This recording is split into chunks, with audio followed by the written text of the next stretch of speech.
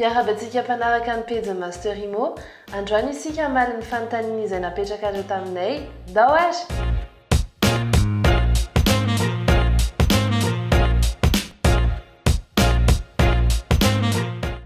Manana tany vaovao ny Master Imo amin'izao amin'ny accès RM7 iny.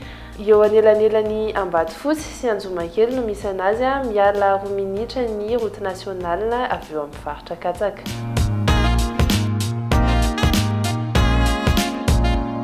Voalohany raha misy terrain mahaliana anareo atao Master Imo dia afaka miantso anay anareo na manantona mivantana aty amin'ny bureau. Faharoa, maka rendez-vous isika dia manao visite sur terrain izay tsisy droit de visite. Fahatelo, rehefa vita ny visite dia misafidy ianareo na manao facilité de paiement na manao paiement cash en totalité.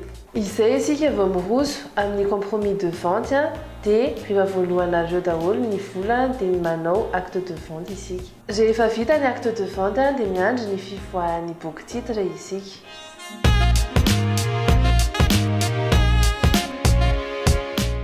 Manana safidy ianao rehefa hanefa ny vidin'ny tany satria manome 10 volana hatrany izahay sady tsy zana-bola.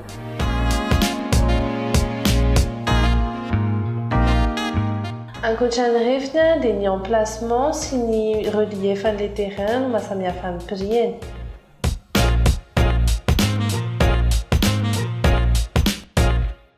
Hatreto aloha dia morcellement de terrain no activité principale amin'ny Master Imo, fa hiezaka hatrany izahay amin'ny fahafapo anareo hatrany.